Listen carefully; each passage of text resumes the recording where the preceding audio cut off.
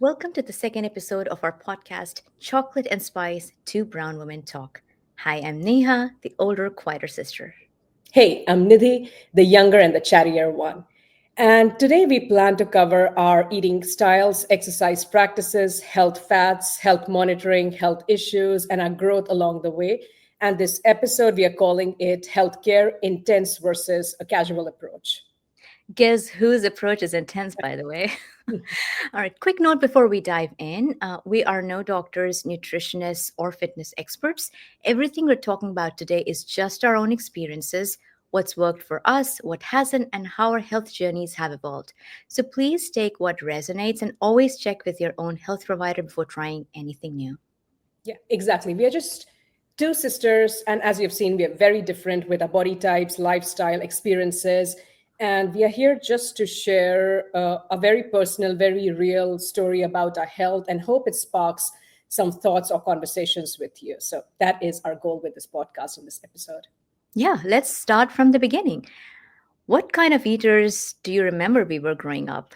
All I remember is I always loved food. I was not a picky eater. I mean, I think you would agree that I was never a picky eater. I would eat anything growing up, and throughout my teenage years, I think it evolved and changed, especially during the college time when we started eating out a lot. And that's when I realized that processed food is not great, soda is not great, chips is not great. So I tried to make as much of a educated decision as I could. Totally. Yeah. I wouldn't call myself a picky eater. I think what I was I couldn't eat a lot. I've always eaten very small portion size, and I think it like really scared mommy when I wouldn't eat a lot. And what maybe you don't know because you might have been much younger at that time was when I turned about 14, I got really interested in fitness and nutrition. And for those who don't know, our father is a doctor, and he used to have this library full of really thick, big tomes and medical encyclopedias. And I remember going through that library and picking out a big nutrition book. And remember, those were the days 30 years back. No Dr. Google, no social media, no way for a 14-year-old to get any information, if they wanted. And so I picked that thick book and then I combed through it and then I took notes and like whatever my understanding of nutrition was. I actually already knew about carbs, proteins, fiber, calorie back then. And the other thing that I was interested in was exercise. In my teen years, I was pretty thin, and the general consensus at that time was if you're thin, you shouldn't exercise because you're going to get weaker. So there was not a lot of encouragement from our parents for me to exercise, but I had decided I was going to exercise. And so I used to wake up before anybody else would wake up in the house. I'd wake up at 5 or 5:30 and just do whatever my understanding of exercise was. And so I was a kind of a rebel that way. I figured my own way of eating. I never was interested in ice cream or chips or soda, even though it was so cool to get a can of Coca Cola or Pepsi at that time. Never, ever did it occur to me that I should go and try that. Or I had a bad sweet tooth, and that was my biggest vice. And it took me a while to recognize that. Like, I thought I was doing everything right, not eating processed, exercising, eating small portion sizes, but I would eat a lot of sweets. And that was much later in my life, that was something I recognized as a great idea. Do you carry any childhood food rules or habits? I remember Ma told me long time back that you should always start your day with lukewarm water and lemon. I don't know why that stuck. And even till this day, like every single day, I start my day with like a big cup of water with lemon in it. And that has been since so many years. And then Papa used to tell us to eat dry fruit. You remember his Yeah. obsession with like dry fruits and almonds and walnuts, and he would tell us eat a handful of them every day. And somehow I still do it every single day. It's like I don't know, but I still do it, and it feels good. It's a great snack too. But that Great has stuck snack. with me. Yeah. What about Yeah, you? that's amazing. That's amazing. I mean, I think both lemon water and almond for those who can take it. I think that's great. For me, this is somewhere where I just listen to my heart. Like I will not follow anyone's rule, no matter whose it is, and I just take what I think is right for me. So I remember mommy telling me to drink lemon water, and I've tried it at different points in my life. It never works for me. And so I like empty stomach lemon water doesn't work for me. And so I just don't do it. Tea is something that never interested me, even though most Indian households will have a lot of tea making. I just never drank tea. I still don't drink tea, but I do drink like, sometimes ginger turmeric kind of tea, but not like real tea leaves in it. I don't remember carrying any food rules into my life right now. I do eat almonds. So that I love. I was attracted towards it. I started drinking tea. I don't drink coffee, that's too much caffeine for me. But I also like after my lukewarm water, teas, 1 cup of tea is what I drink. But throughout the day, I drink like, I joke that I drink like 100 cups of green tea or herbal tea. That's throughout my meetings, whenever I'm sitting. It's like lots of tea to keep me going. Secret to your glowing skin, I'm sure. Well, I'm very well hydrated and I pee a lot. So This is really great. And how have your eating habits changed over the years? one thing that I've noticed is like my metabolism has changed a lot. Like in my early, like in my teenage days, I could eat anything and get away with it. Same throughout my early 20s. I would drink alcohol, I would eat a lot of food, and I would still be like lean and, not put on weight. But as I started, going towards my late 20s, that's when I started feeling that I need to make a change. That is where the fat started sticking, as to say. So that's when I realized that I need to make a change in my nutrition, in the way I work out, to be able to do everything I love. So basically, just how my nutrition has evolved is like I don't need too much food now. So I'm very mindful of what I put into my body. What about you? Yeah, I think this is where our differences will become even more stark. I made a decision very early in my life, like again in my teens, that I wasn't going to try alcohol, and I never tried alcohol. So I just don't drink alcohol. And like I mentioned, never tried tea. But I did start coffee, I think a year or so back. So I have like one black coffee a day, and I seem to enjoy it. So as long as I'm going to enjoy it and my body tolerates, I think it's something I'll do. As for food, like I said, I cannot go to buffets and eat a lot. I remember that was a sore point between my husband and I. Like we'd go to buffets, and from his point of view, it's a waste of money because I would just go to a buffet and eat a very small portion size because I just never can. And I sometimes wonder, like, I've been thin most of my life, and it could be because my body just cannot handle large portion sizes, and I tend to eat really small portion size. Anyway, that is just my wild guess of how it might have influenced me. But I will say my eating habits have changed tremendously over the years, and it's based on the stage of my life. So, for example, I got pregnant in my mid 20s, and even though I was, like I said, very thin and I was so young, I ended up getting gestational diabetes. And I remember my doctor was so shocked as well because it was unexpected.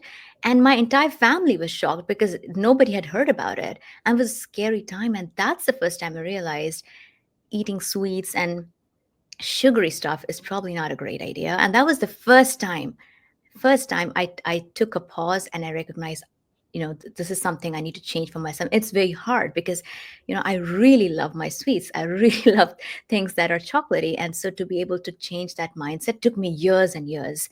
And now, of course, the big thing for me is perimenopause. I am 44. I'm closer to perimenopause than not. And so I'm trying to keep myself educated on what things I need, make my bones stronger because I'm small boned, build muscles, and whatever else I need to do. I will say though, like I'm very grateful for it that I am the happiest I have been ever with myself and my health right now than any other time I remember. So I feel like, that's something that I couldn't have said even a few years back. And so I'm just like super grateful that things seem to be okay for me right now. Um, but anyway, enough about me. What's your typical day of eating right now? Like, what do you eat in a typical day? Yeah, I mean, I think we established the fact that I used to love to eat and I was the buffet queen. Like you have seen, like we have gone to buffets together and you would always ask me, like, how do you do it? I would start with the appetizer, go to all the different main courses, and then end with dessert. And I would like Giaji, that your husband, like would would comment that she makes it worth worth all the cost that we all the money we spend on this buffet, because she would eat through and through. But that was when I was in my late 20s and I could still do it. But in my 30s, things changed. And then before I had Vikram, my son who is 6 years old, I was really into meal prepping. And even during the early days when he was baby, meal prepping helped a lot because that would help me keep organized. But then that was too much. Like over the weekend I would spend like so much time meal prepping, and I just got bored of doing it. So now I get HelloFresh, and HelloFresh is kind of a food delivery service that will give you ingredients to cook the food. They won't give you cooked food, but they'll give you everything to create like a different cuisine or different kind of a food. So that really helps me keep on track on eating different kinds of food every single night. I do prep a little bit for my lunch, but my goal these days is to eat 30 grams of protein for my breakfast. And then for lunch, I try to eat like a high protein lunch, which is either a chicken salad or a sandwich. And then for snack, I eat like dry fruits, or I eat like half an apple with some peanut butter, because I need to have like a mix of sugar and protein. And then for dinner again, for HelloFresh, that's a dinner, and I try to go in with a high protein dinner, which has a good mix of vegetables and meats. And this routine has been going on for a couple of years now, and I feel good internally. So yeah, that Yeah, helps. yeah. No, and you have a little kid. You need a lot of energy, right? You have to keep going the whole day. For me, I have the luxury of time since my son is in college now. And the way it's influenced me is that I prepare very simple meals. Like when he was around, I used to, prepare more elaborate meals. And he was, he used to really enjoy it. So I used to do it. And now I realize what works for me is just very simple, as minimally processed as possible. So in a typical day, and I'm very fixed. I don't change a lot. So in a typical day, I will have a really good breakfast, and that breakfast will have to have protein, will have to have vegetables, and will have to have rice. I typically don't eat bread or gluten based things because they don't work too well with my gut. So rice is my preferred starch. And then mid morning I'll have a black coffee with some dates and nuts. And then my dinner is super early. I pretty much make more elaborate meals than breakfast, but it will have some protein, veggies, and again, some sort of carb. And I do have, something before sleeping, and that's usually some dark chocolate and nuts because I don't know, it makes me happy. So I still have it. So yeah, very simple lifestyle in terms of food. I really like it. I feel much better. And also, we don't eat out. Both my husband and I are don't like to eat out much. I think my husband does, but he, he's You and trying me to. I know, both. he's changing himself for me. So we don't really eat out much. In fact, last time I remember eating out was when I went traveling. And my husband also helps a lot with cooking, and he's very good with making protein based dishes. So things with beans, chickpeas, eggs, chicken. And so I get the benefit of that. Yeah, so that's about me. I did want to talk about something really interesting, which maybe a lot of folks don't know, that you have a very well loved Instagram account on fitness, and you show a lot of your exercise habits. I'm just curious, like when did you start, and what made you start it? Yeah, I started my Instagram account around 7 years back, and that was the rise of workout programs. So I started doing a program called Bikini or Beach Body Guide, now called Sweat. And the whole goal of this workout was to work out with a community, with a bunch of girlfriends or women or whoever your partner is. And then on Instagram, you post like a post workout selfie or some video, and you do a hashtag like sweat community or something, and you find people throughout the world who is doing the same program. So it's like, how do you connect with like-minded people? And that was like, now Instagram is what it is. Like 7 years back, all of this was still on the rise. So that's the reason I started. And I did connect with like beautiful people, like-minded people, and we kept each other motivated. And that really helped me stay on track. And even till this date, I exercise almost every single day. And even now, I don't need to post it anymore because I'm so disciplined anyway. But I still post it. And one of the reasons I still post it is kind of my way of paying it forward, because there's so many women who have like inspired me by posting their post workout selfie or videos. To put yourself out there on social media takes a lot. I mean, we all know people are not always kind, but even if you inspire one person to go get the workout in, that helps.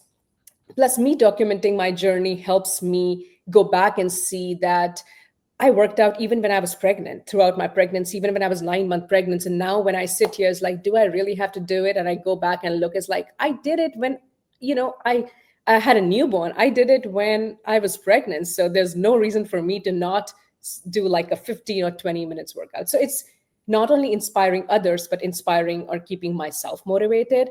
It's really not for likes or comments. I barely go and check if I have any, this traction on it, but it is just to help somebody who needs a little bit of motivation. So that Yeah. was my goal with the whole account. Kudos to you. I really enjoy looking. And you know what? Folks have even, if you have folks who know me and you and have seen your Instagram run, they have come to me and they have said how motivated and inspired they are by you. And so kudos to you for continuing, because continuing something and day after day after day posting something is so hard, because you really are exercising. And I've been to your home and I see you every day exercising and figuring a way out to add variety to your routine. And on top of that, you take the time to actually also make a recording and post it and all of that. So it's amazing. It takes a lot of hard work and also courage, because like you said, Yeah, online bullying is a thing. So thank you for doing it. yeah. For me, And oh, yeah, sorry, what go is ahead. your form of movement? Like, what brings you joy? Yeah, exactly. Like for me, I have been so inspired seeing your Instagram account, but I don't think I've translated that inspiration into anything much, because I You're being truthful. Okay, all right.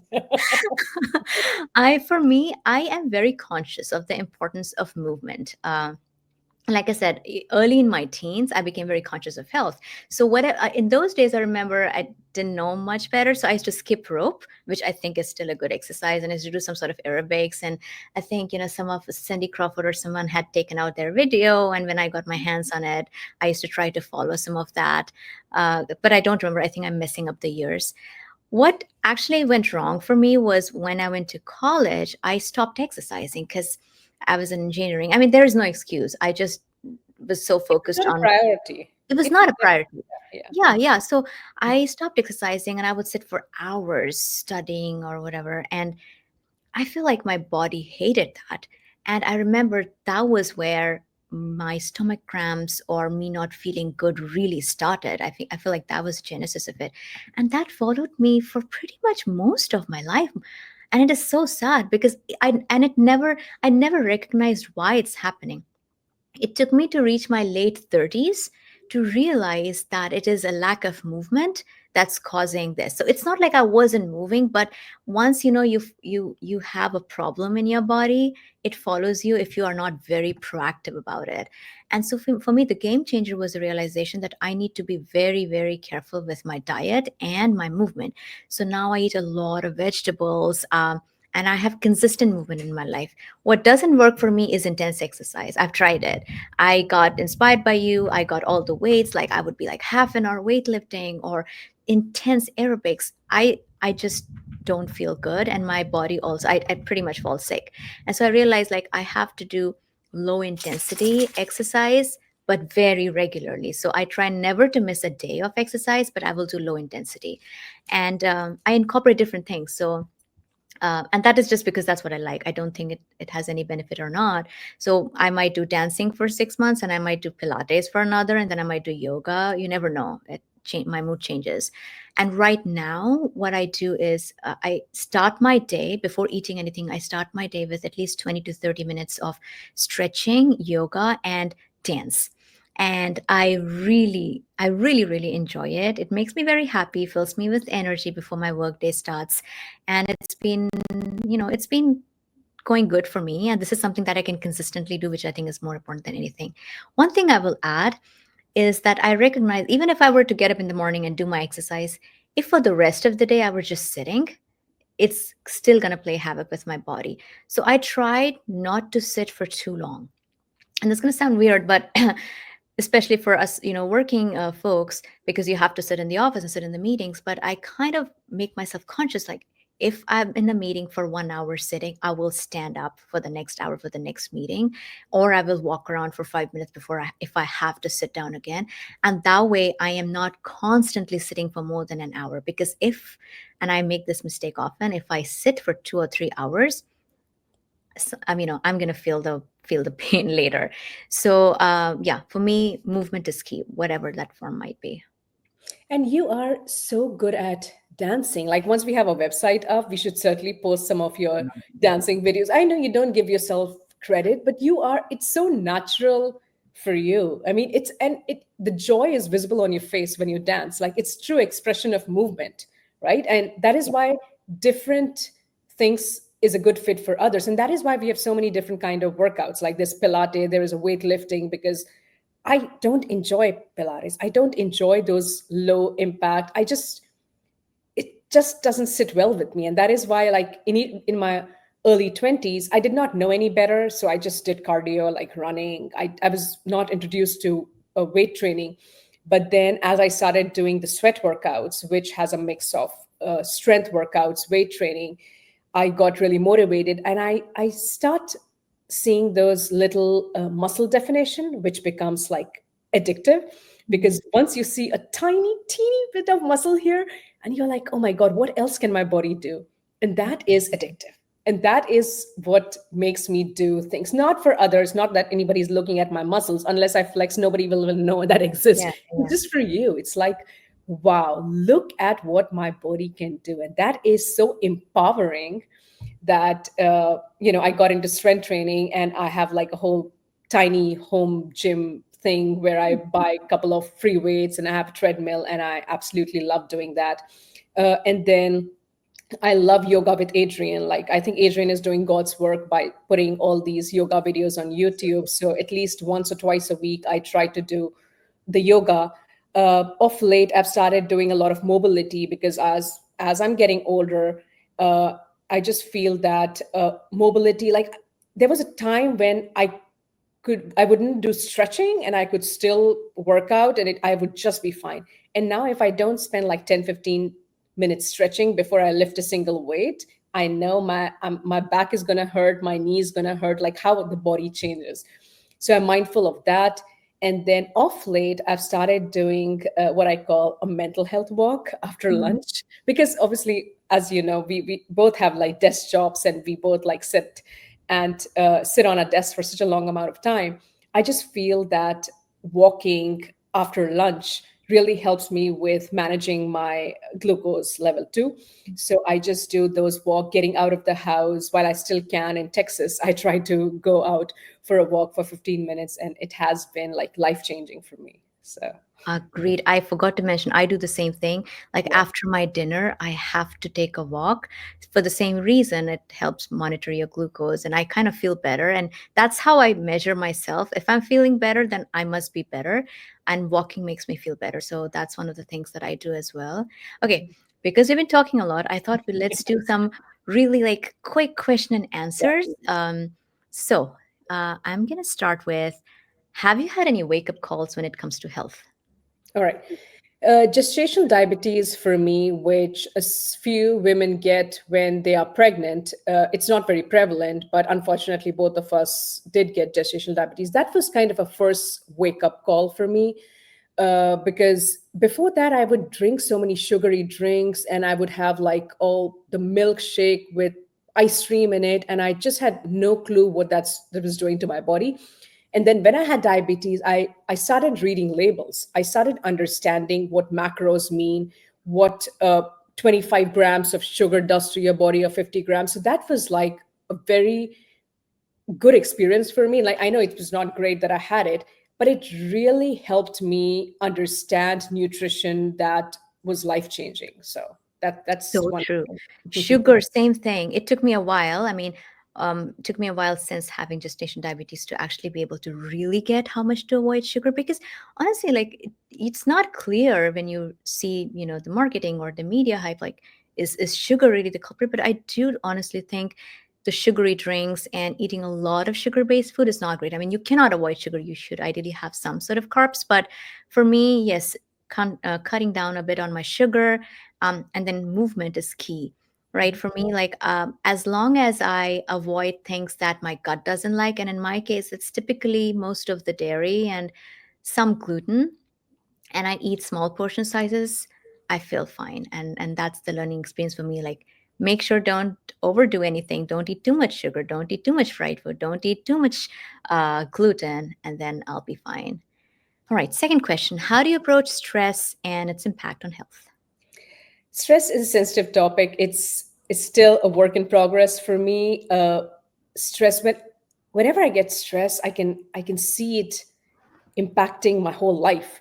It's like my skin is breaking up, my period is just irregular, and my gut has issues. Like, I would say that I usually never have gut issues, but when I'm stressed, it's like all of a sudden I have belly aches, cramps, which never happens. So that's the effect stress has on me. And off late, I am learning how to manage it. Again, as I said, it's a work in progress, but my husband gifted me like the Calm app subscription. Calm is like a meditation app.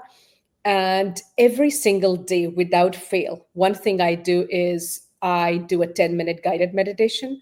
And that really helps calm my like overactive mind. That is really helpful. And one thing that I'll mention in these guided meditation, if somebody wants to try it, it's very hard to sit still for like 10 minutes.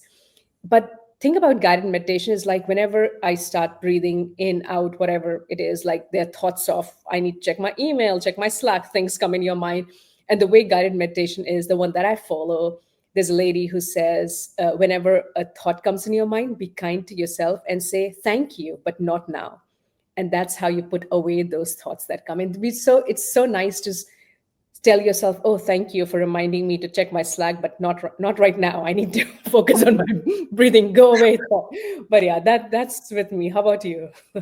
Yeah, yeah, no, this is great. I mean, I don't see how any one of us can avoid stress, but how do we manage it and how do we manage our own reactions to it is important. So for me, it's really working on my self-talk and my self-awareness. And for me, like, I can totally tell you, like, most of my health issues might be related to me not doing that self-talk. So I think, like, for me, late 30s, I think especially 40 is when I was determined to figure a way out. And that's where I started reading a lot of different books, and I started reading a lot of books and listening to a lot of wisdom from Thich Nhat Hanh, who was a Buddhist monk. And I really appreciated the way he taught about mindfulness and really thinking about connectedness and really being kind to not only others but yourself. And that was key for me. Like, how can I be kind to myself? How can I not push myself unnecessarily, necessarily or honestly? If my body and my mind is not willing to do it, can I give myself a breather? And that's how I try to calm myself. So for me, it's like, this is a hectic lifestyle. The work that we do is super hectic, but how can I step back and just recognize that my body needs rest? And then again, that comes a lot from mindfulness. I am one of those hyperactive mind people because I'm an introvert, so constantly thinking about something, it's hard for me to not think. And so, to your point, when I sit down to do something, like when I'm sitting down to eat a great meal, instead of thinking about something else, I try to appreciate the meal. Similarly, like, I like watching birds, and sometimes while watching birds, I'll forget I'm watching birds and I'll start thinking about a meeting. And I have to, like, go back and say, look at this pretty bird, like, look at the bird, don't think about the meeting. So those are some ways I try to incorporate calmness in my day. Like being present, that's so hard. Very It's hard. so hard to be present. My God, yeah, that's a skill I'm still learning. It's very hard. I just love learning more and more about it. Okay, one of the other questions I have is, what's something you've learned about your body in your 30s and 40s? In your case, your 30s. um, Yeah, I think feedback. I'm a creature of habit. I mean, I'm not very intuitive by nature. I love feedback a lot. Even in my job, like as a product manager, all I do is collect feedback from stakeholders, and that kind of seeps in my personal life. And some of you might have seen, if you are on YouTube or Spotify, you can see I'm showing my glucose monitor. And that is something I started wearing like 6 or 7 months back after my annual, when I my blood sugar was like borderline. They didn't declare me pre-diabetic, but I'm pretty sure I'm headed that way. So this helps me track how I'm doing with different foods. So, for example, like there's certain food habits that I've formed. Eating apple without peanut butter spikes my blood sugar because I need to have a good combination. Even if apple doesn't have processed sugar, it's still sugar. And that I need to combine that with some kind of a protein. So Mhm. that kind of feedback really helps me feel better. And then I wear this Aura ring that tracks my sleep, and that tracks if there is any symptoms coming up, and if how my heart rate is doing. So I'm big into feedback nowadays, like in my 30s, and that really helps me have a control, because intuition is not natural to me the way it is for you. Like, you are very intuitive. You can listen to your body very well.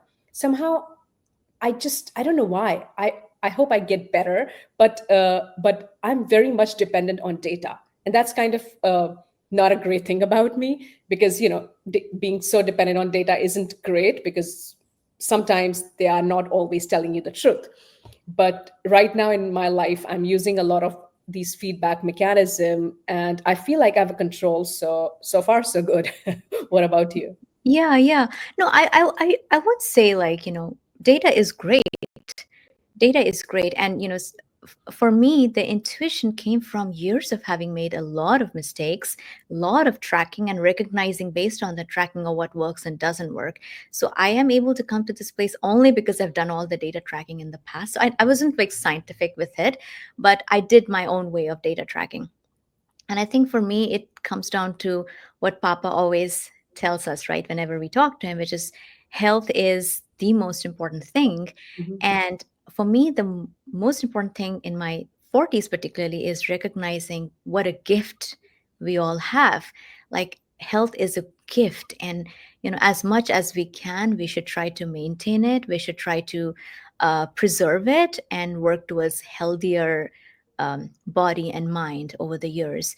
And aging is not something that should give us the reason to stop caring. And so that was like an interesting thing that I learned in my 40s. And to your point, like, I don't think you should worry so much that you are data backed. Data is good. Combining data with listening to the body would be even better. But like you said, you'll get there once you have data to modulate how you react and stuff. I wonder who's more disciplined with health. Uh, I I can think I that can answer. I well, can answer that well, question. well, with workout, it's me. With health, like, we both are pretty disciplined, I would say. Like, we have no. Okay, go ahead. I mean, I, I am very disciplined with my workouts. I'm big into planning. Like, so my husband often says, I leave no room for being spontaneous. But yeah, I mean, I would consider myself disciplined. What about you? Yeah, you are very disciplined. I was just going to say, I agree with you. You are very disciplined with your exercise. With food, you are disciplined because you track, right? So you are forced to be disciplined. In my case, I'm not disciplined with exercise per se. Like, it's not like I will follow a routine and this specific time. I will move, and I will move when I can move, but I will move, and that's how I discipline myself. With food, I'm slightly more disciplined because otherwise my body just reacts negatively. So I typically try not to eat things that I know about, and when I do, oh my gosh, I suffer so bad. So I try not to. And also, like, to your point, my intuition, I don't know if it works or not, and in future probably it's not gonna, especially as you get older. So for example, I hardly take anything extra in terms of supplements, and I take typical supplements like calcium and vitamin D, and that's just about it. And I recognize that as I'm getting older, getting closer to perimenopause, I should likely take some other supplements. But that's what I like. In my mind, I'm thinking I'm eating all the right foods, I'm doing all the right things, so maybe I don't need supplement. But I know you have a very different point of view. I always joke that I single-handedly support America's supplement business. Because I take, and I'm not going to name all of them because I don't want to influence anybody, but I do take a lot of supplements. I don't know if it helps or not, or it's just, what's that term called? Placebo? What Placebo. that? Yeah. Yeah, I don't know. It doesn't harm my body, but Yeah. I spend a lot of money on it. And yeah, but that that's the way I do it. Yeah, yeah, yeah, yeah. No, I mean, I think it's the basic difference between you and me and our approach to health, and it seems to work for both of us, which is I keep things very open-ended and based on how I'm feeling in the given moment. And the way I try to balance my lack of details or data is that I will go for yearly checkups. I will try to get my, blood work done, and I will try to keep up with my whatever supplements I take. But it's just like I do feel like I am just delaying what has to inevitably happen, Yeah. right? I will have to be more careful, and I will have to probably track things more assiduously. Yeah. But do you think and I'm saying this as nicely and kindly, I don't mean to judge or whatever, but do you think you're obsessed with data in any way? Oh, definitely. I have a data. I mean, I'm not even shy to say it. I would love to say it lovingly, but I do have a data problem. Like I do collect a lot of data. I try to analyze it. I convince people to track data. I have convinced you so many times to get Aura Ring and do all of Doesn't that. work. Uh, Yeah. I mean, I've failed miserably, but yeah, I do collect a lot of data, and at this point, it is not. And the reason I'm wearing glucose, I got a lot of question. Why are you wearing it? Have you been like? I Do you have type 2? So far, Mm. no, but I know we both have markers for it, Yeah. right? We have a family history of diabetes, and we both know that we had gestational diabetes that puts us in a higher risk of getting it. So I'm collecting all this data and trying to do my best, not because I not to avoid it from happening, because that's inevitable. It's basically just delaying it. I don't want to get it when I'm 40. Can I delay it till 50? I don't know, too ambitious. Maybe I can delay it till I'm 60. So that is the reason why I'm trying to understand my body a little bit more with data. And like the Aura Ring helps me track sleep. One thing that you asked me, what has changed in 30s that I didn't mention, was sleep. Like Mm. I prioritize sleep over anything. Like I'm watching a movie with my husband and I'm like, oh, tick, tick, 11 o'clock. Over the weekend, it's 11 o'clock. Over the weekdays, it's like 10, 10:30. I have to be in bed. I have to have 7 hours of sleep or more. And I track it with my Aura Ring, and I can connect it with how good or bad my day goes. Mm. So I can connect it like if I haven't slept well, and the Aura Ring will tell you like restfulness throughout the night, REM, and all of that. And again, it might be placebo because I'm trying to connect the dots, but I Right. kind of get a gist that I had a stressful day, or if I didn't feel very good that day, it all ties back to poor sleep. And So you are so good. I mean, you are so good. I know now you're tracking with your Aura Ring, but I remember this every time I think about, when you come to our house, if you are tired, you will go to sleep. If you're not feeling well, you will go to sleep. You yeah. have a sleep time and you will go to sleep at that time. And that discipline is critical. And that's amount of self-care is critical because Mhm. that's where I like discipline. I mean, I'm trying to get better. Like if I'm tired, I'll go sleep. But often at night, if I'm working, like if I get interested in a project, I can stay up late, and that's terrible because you have to still wake up early in the morning next day, and then your body suffers because you've not got full sleep. So that is something that you do so well, and I really need to build myself on. Like I'm telling myself, dude, you're getting older. You really need to get your sleep, and so I'm trying to do that for myself. But at the end of I the also day, do it because I also have a small kid. Like you can still do it because you don't have to take care of a hyperactive 6-year-old right now. right? And if I don't sleep, I'm so tired, I snap at him. Like I really see myself being a bad Yeah. mom if I don't get, and I'm angry at my husband. I just have a poor day because it just affects your everything that you do, your energy level. And I'm rude to him, I'm not kind to him. And that's the realization that it's all connected to me not being fully rested has also help me make that Yeah. decision.